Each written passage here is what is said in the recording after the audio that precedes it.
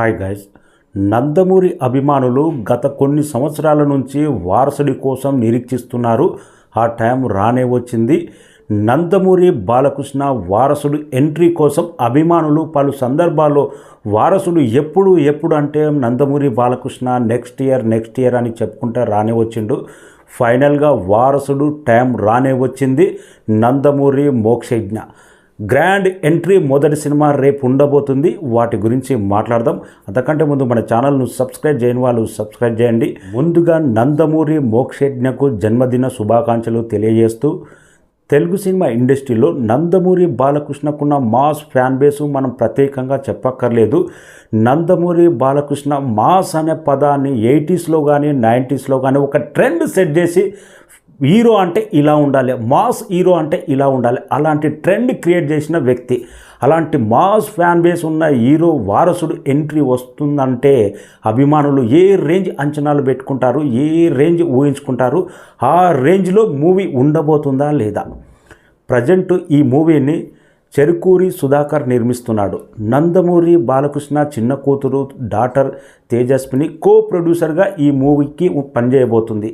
పూర్తిగా తన బాధ్యతలు తీసుకున్నట్టు తెలుస్తుంది. నందమూరి బాలకృష్ణ చిన్న కూతురు ప్రజెంట్ ఇప్పుడున్న ట్రెండ్కు తగ్గట్టు నందమూరి బాలకృష్ణను అన్స్టాపబుల్ షో ద్వారా ఇప్పుడున్న ట్రెండ్కు ఎంత దగ్గర చేసిందో డ్రెస్సింగ్ స్టైల్ కానీ వాటి వెనకాల మేజర్ కష్టం నందమూరి బాలకృష్ణ చిన్న కూతురుదే ఉంది.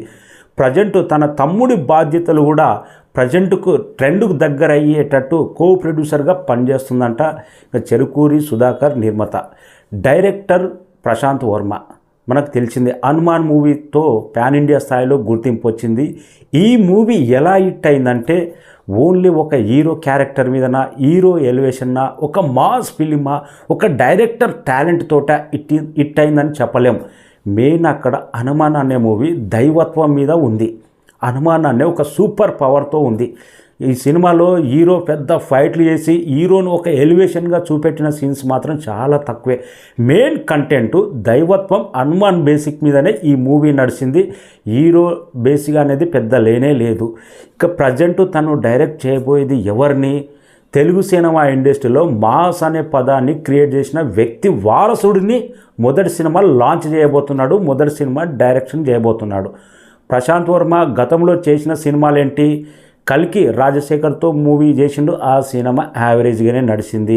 నితిన్ హీరోగా ఒక సినిమా నిర్మించిండు అనే మూవీ. ఆ సినిమా కూడా డైరెక్ట్ చేసింది ప్రశాంత్ వర్మనే. ఆ సినిమా కూడా జస్ట్ అంతే.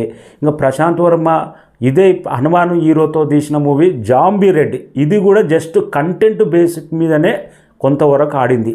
కానీ ఒక హీరోను మాస్కు దగ్గర చేసినట్టు కొన్ని షాట్లు అబ్బా డైరెక్టర్ పనితనం ఇక్కడ బాగా తెలిసిందిరా, డైరెక్టర్ ఇలాంటి షాట్లు తీయగలడు, ఈ డైరెక్టర్ ఈ హీరోను లాంచ్ చేస్తే ఈ రేంజ్లో చూపెట్టగలడు అన్నట్టు ఎక్కడ తన క్రియేటివిటీ మాత్రం ఇప్పటి వరకు ఎక్కడ బయటపడలేదు.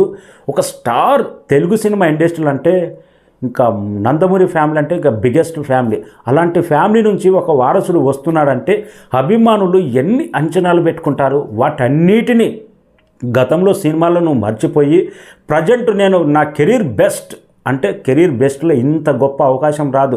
నందమూరి బాలకృష్ణ వారసుని పరిచయం చేయడానికి చాలామంది డైరెక్టర్లు, ప్రొడ్యూసర్లు ఎంతమంది వెయిటింగ్లో ఉన్నారో ఫైనల్గా బాలకృష్ణ అన్స్టాపబుల్లో తన వర్క్ నచ్చి ప్రజెంట్ స్టార్ను డీల్ చేసిన అనుభవం లేకపోయినా కానీ ప్రశాంత్ వర్మకు పెట్టింది. ఎందుకంటే ప్రజెంట్ ఒక స్టార్ మాదిరి చూస్తారు. ఎందుకంటే ఏదైనా మిస్ఫైర్ అయితే చాలా తేడా కొడుతుంది. ఇదే మిస్టేక్ అక్కినేని నాగార్జున చేసిండు. కథ పట్టించుకోకుండా స్టార్ను ఏ విధంగా లాంచ్ చేయాలనేది కరెక్ట్ డైరెక్టర్ చేతిలో పెట్టకుండా వివి వినాయక్ జస్ట్ మాస్ హీరో ఏదో బాలకృష్ణ స్థాయిలో చూపెడితే అది ఎంత మిస్ఫైర్ అయ్యి ఇప్పటికీ అక్కినేని అఖిల్ హీరోగా నిలదొక్కలేకపోతున్నాడు. అది పర్ఫెక్ట్ లాంచ్ ఉండాలి. నాకు ఒక మాస్ హీరో వారసుడు ఎంట్రీ అవుతున్నాడంటే డైరెక్టర్ అనేది చాలా ప్లానింగ్గా ఉండాలి. ప్రొడ్యూసర్ క్వాలిటీ పరంగా ఏ మాత్రం బడ్జెట్ పరంగా వెనకాడకుండా అవన్నీ పక్కాగా ఉంటేనే. ఎందుకంటే ఇక్కడ ఉన్నది ఎవరు, గాడ్ ఆఫ్ మాసెస్ అభిమానులు, నందమూరి బాలకృష్ణను గాడ్లా చూస్తారు. అలాంటి వారసుడు ఎంట్రీ అయినప్పుడు ఏ రేంజ్ ఊహించుకుంటారు. అటున ప్రశాంత్ వర్మ, నీవు కంటెంట్తో మూవీ మాత్రం అస్సలు తీయద్దు, నా రిక్వెస్ట్. ఎందుకంటే తీస్తే మాస్ కంటెంట్తో కానీ క్లాసు, లవ్ స్టోరీ, దైవత్వం మీద ఇలాంటి కంటెంట్తో తీస్తే హీరో మాత్రం లైఫ్లో చాలా ఇబ్బంది పడుతుంది. మహేష్ బాబుకు కృష్ణ ఒక మాట చెప్పాడంట, నాని సినిమా హిట్ అయితే నువ్వు ఈ జన్మలో స్టార్ అవ్వవు, ఆ సినిమా హిట్ అయిందనుకో నువ్వు ఇంకా అలాంటి సినిమాలే చేసుకోవాలి, నువ్వు మాస్ సినిమా నీకు ఎక్కడ ఎక్కదు అని చెప్పారు. కానీ ఆ సినిమా హిట్ అవ్వలే. కరెక్ట్ మాస్ బొమ్మ పడ్డప్పుడే టాక్ వస్తాయి. హీరో రేంజ్ అనేది, హీరో క్రేజ్ అనేది పబ్లిక్లోకి వెళ్తుంది. లవ్ స్టోరీలు ఎంత పెద్దవి వచ్చినా కానీ ఇవాళ వచ్చి మర్చిపోతారు. నువ్వే కావాలి, సంవత్సరాలు నడిచింది కానీ తరుణ్ ఎక్కడున్నాడు. ఇవన్నీ దృష్టిలో పెట్టుకొని ప్రశాంత్ వర్మ, నందమూరి బాలకృష్ణ అభిమానులు కూడా ఎంతో ఆశలు పెట్టుకున్నారు. ఈ సందర్భం కోసమే వెయిటింగ్ చేస్తున్నారు.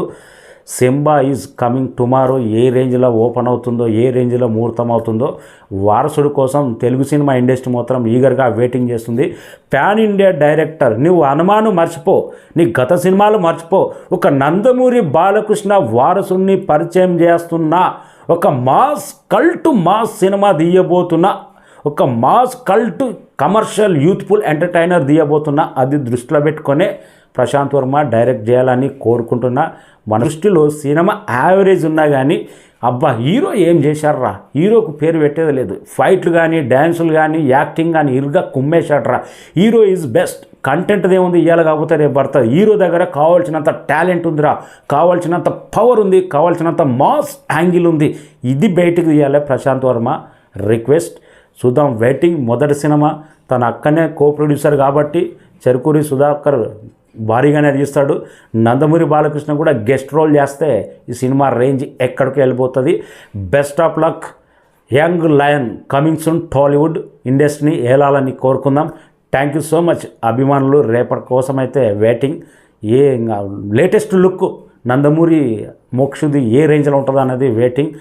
Many happy returns of the day. Nandamuri Mokshagna already late అయింది. 1974లో సెప్టెంబర్లో జన్మించిన మోక్షణ రేపటితో 30లో పడబోతున్నాడు. లేట్ అయింది. లేట్గా అయినా లేటెస్ట్ సంచలన విజయంతో అందుకోవాలని కోరుకుందాం. Thank you so much. Comment రాయండి, శుభాకాంక్షలు తెలియజేయండి, మోక్షకు బర్త్డే విషెస్ తెలియజేయండి. Thank you.